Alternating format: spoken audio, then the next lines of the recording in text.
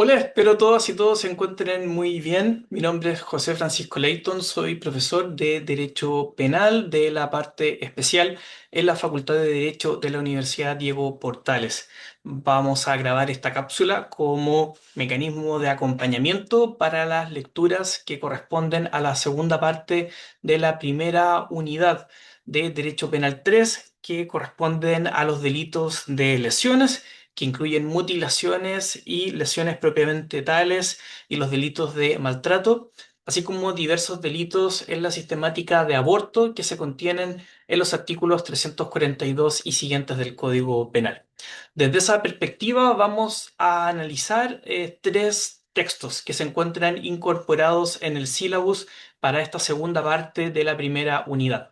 El texto de Garrido Montt, en que analiza los delitos contra la integridad física y la salud individual, comprendiendo a diversas figuras que tienen como elemento común precisamente atentados a la integridad física y a la salud individual. En unos segundos vamos a explicar la relevancia de esta identificación para delimitarlo de otras figuras y la explicación sistémica que realiza este texto para diferenciarlo de diversos ámbitos, como por ejemplo los atentados contra la salubridad pública, que no corresponden en estricto rigor a atentados en lo que protegen estos delitos que más bien tienen que ver con la salud individual. El texto lo aborda con precisión. En las diversas preguntas que queremos abordar a partir de la lectura de estos textos corresponden a qué implican los verbos rectores mutilar, incluyendo castrar, en qué se diferencian con otros actos de simplemente lesionar. La ley nos entrega algunos verbos rectores que son bien relevantes y orientativos para dar sentido a lo que implica el verbo lesionar, cómo se distinguen miembros importantes de menos importantes también dentro de esta sistemática y en qué consiste la conducta típica de lesionar y cómo maltratos psicológicos, por ejemplo, pueden o no ser constitutivos de algunas de estas figuras en cuestión que es relevante el sentido y alcance que tiene la Ley 20.066 de violencia intrafamiliar en este juego interpretativo de las disposiciones del Código Penal con la Ley de violencia intrafamiliar. Así, en una primera aproximación al texto de Garrido, que contiene a partir de la página 146 una explicación en que aborda la ubicación de estos tipos penales en el Código Penal y luego va delimitándolos a partir de sus elementos más comunes para diferenciarlos. El texto de Garrido, cuando ustedes se aproximan a él, contiene una ubicación de estos delitos, nos entrega algunos antecedentes generales para contextualizarlos, cuál es el verbo rector, qué es lo que protege, qué problemas interpretativos se van desentrañando a partir de ello, y qué es lo que tienen en común tanto los delitos de mutilaciones como las lesiones propiamente tales, las lesiones gravísimas, las lesiones menos graves y todas estas regulaciones que están bajo el ámbito de protección de atentados a la salud individual. Desde esa perspectiva es que el texto aborda cuestiones que son relevantes en el ámbito de la tipicidad subjetiva. Fíjense cómo va diferenciando de una forma más restrictiva a una forma más amplia aquello que puede estar constituido o puede ser realizado con dolo directo frente a otras conductas que admite la eventual comisión con dolo eventual o incluso en forma culposa. Como el texto va en cada uno de los delitos delimitando la posibilidad o no de concurrencia del dolo eventual y de la culpa para sus formas comisivas en particular. Y aborda en la página 156 preguntas relevantes que se pueden extraer de la interpretación de estas figuras. Si, por ejemplo, pueden ser constitutivas de delito de lesiones, simple actos de hecho, analícenlo eso con relación, por ejemplo, al delito del artículo 14 de la Ley 20.066.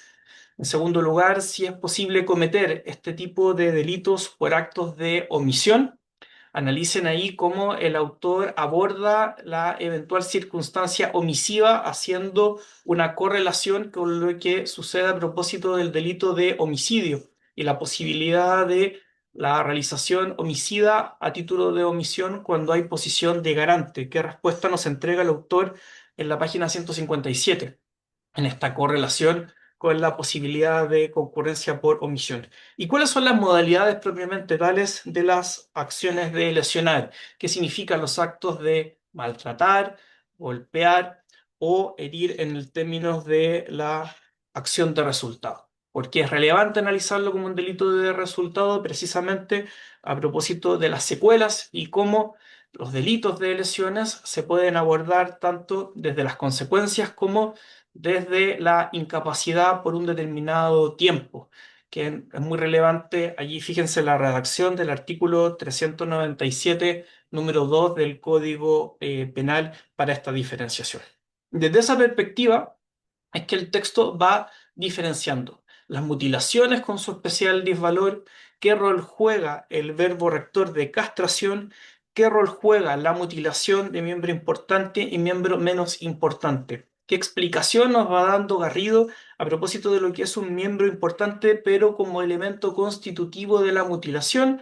¿Y qué explicación nos entrega de miembro menos importante también a propósito de la mutilación? ¿Qué tipo de órganos, qué tipo de partes del cuerpo pueden tener esta categorización desde lo que nos explica Garrido en la regulación legal de los artículos 395 y siguientes? En segundo lugar, también analicen lo que a partir de la página 159 se explica en el ámbito de las lesiones gravísimas. ¿Y por qué es relevante?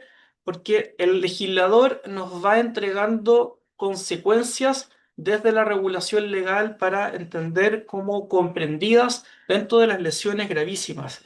La consecuencia de resultar la víctima demente, inútil para el trabajo, impotente, impedido de miembro importante y notablemente deforme. El texto nos va introduciendo las aristas con las cuales se interpretan estos conceptos normativos. La demencia como asociable o no al trastorno mental y lo que implica el trastorno mental en nuestra legislación. Quedar inútil para el trabajo, imposibilitado para realizar una determinada función. La impotencia como la imposibilidad de engendrar con independencia si se trata de un hombre o de una mujer. Lo importante, por lo tanto, es la pérdida, indica Garrido, de la funcionalidad asociada a esa consecuencia e impedido de un miembro importante. ¿Cuándo se trata de un miembro importante o no? El caso paradigmático que aborda Garrido de cuando eventualmente se cercena un dedo a un pianista y eso si es posible o no de tenerlo como configurado como un miembro importante o no importante. Y finalmente, quedar notablemente deforme como una característica que tiene particularidades, pero podría ser desde la situación particular de una determinada víctima. Y ahí como los criterios analiza el texto de generalización o más bien análisis particularizado de la característica de la víctima tienen incidencia respecto de estas situaciones.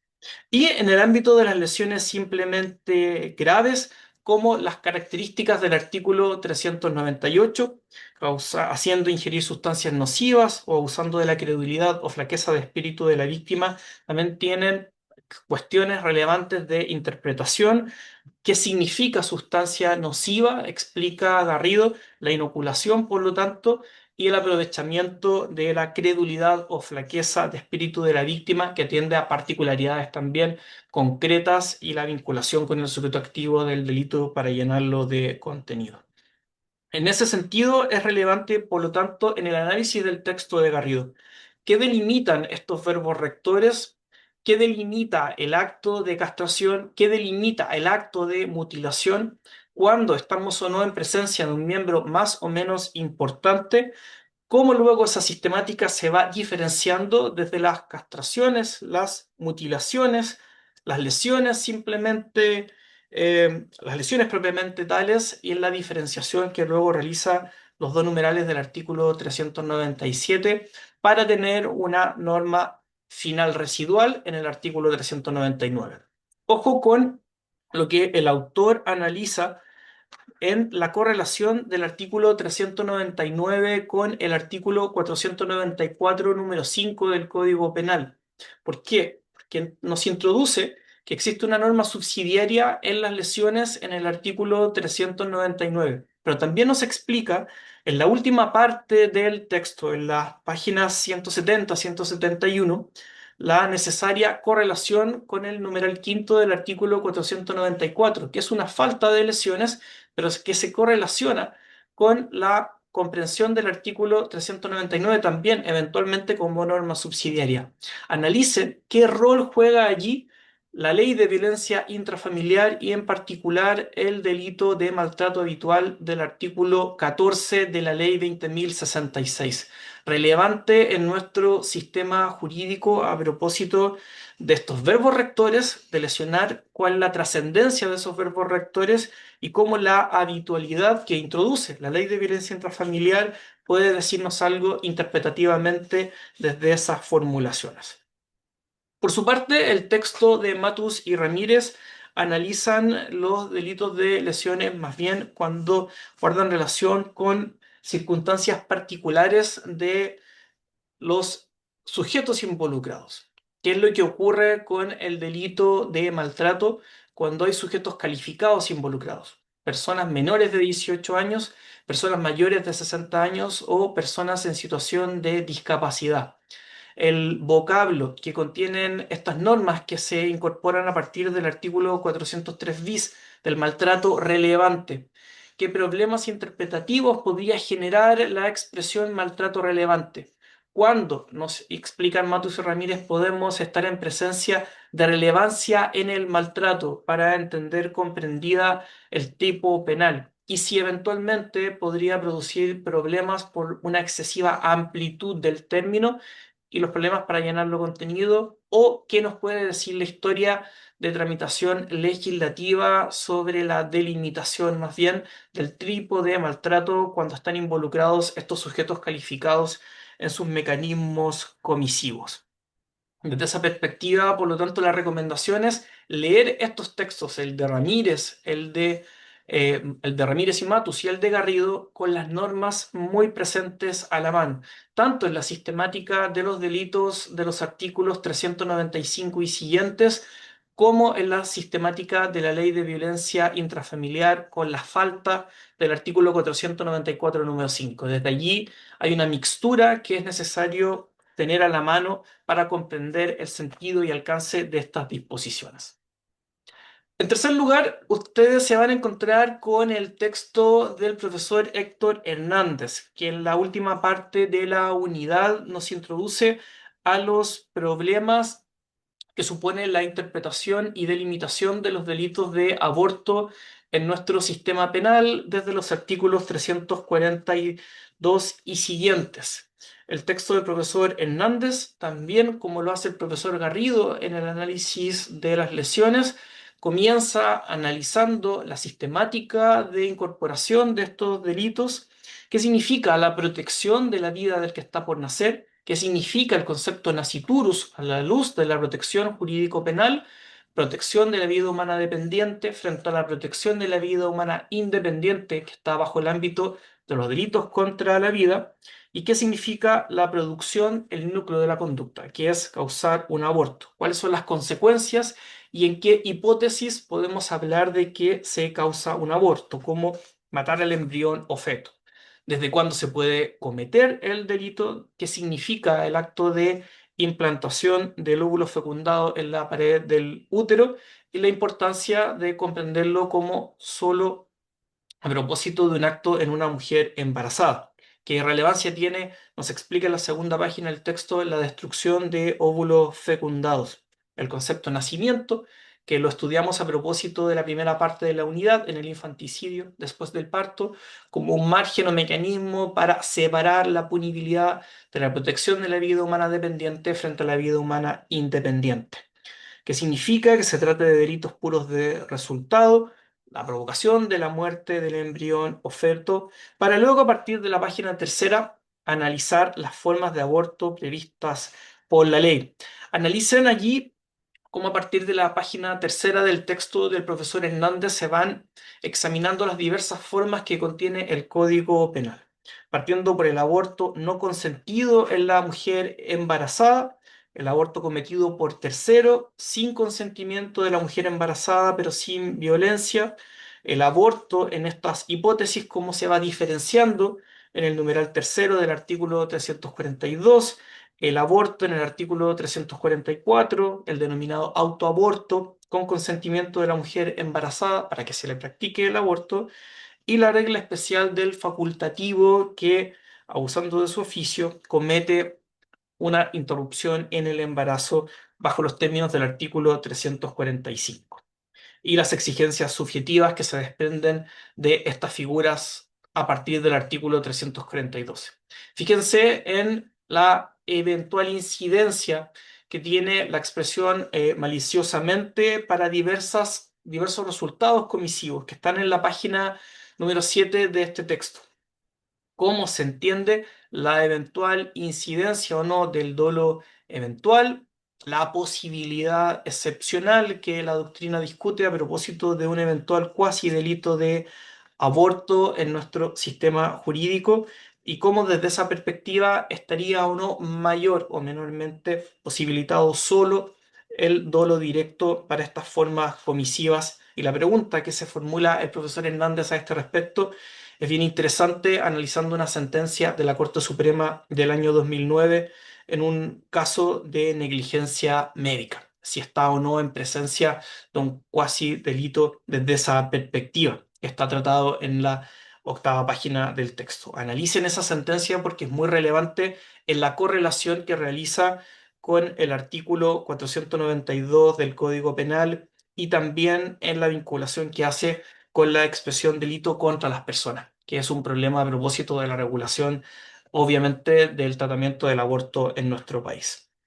La última parte del texto es bien detallado en analizar la modificación legal del año 2017, que como sabemos introduce un sistema de indicaciones que permite el término, que permite la interrupción voluntaria del embarazo cuando hay inviabilidad fetal, riesgo para la vida de la madre o el embarazo está precedido por una violación. ¿Qué tipo de naturaleza jurídica tienen estas indicaciones? El autor nos explica que se trataría de causales de justificación y eso es relevante en el análisis histórico. En tanto, nos explica que durante gran parte del siglo XX, en lo que se denominaba el aborto terapéutico, estaba permitido bajo reglas del Código Sanitario, pero en 1989 se introduce una regla que imposibilita la práctica de todo tipo de aborto.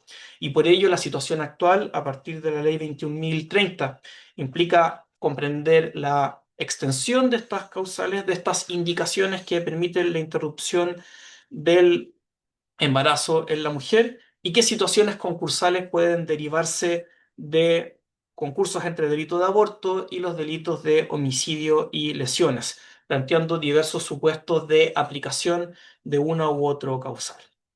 Por todo lo anterior, el texto de Garrido, el texto de Matus y Ramírez y el texto de Hernández nos permiten presentar una esquematización bastante clara de la ubicación sistemática de estos delitos, sus verbos rectores, los problemas de tipicidad subjetiva, los destinatarios, tanto del sujeto activo como del sujeto pasivo de estos delitos, para presentarnos luego los eventuales problemas de interpretación a partir de la delimitación de cada una de estas figuras que tienen marcos entre sí comunes desde sus mecanismos comisivos. Eso es todo. Les deseo mucha suerte en las lecturas y sus profesores atentos a cualquier duda e inquietud que pueda formularse sobre estas lecturas. Un saludo.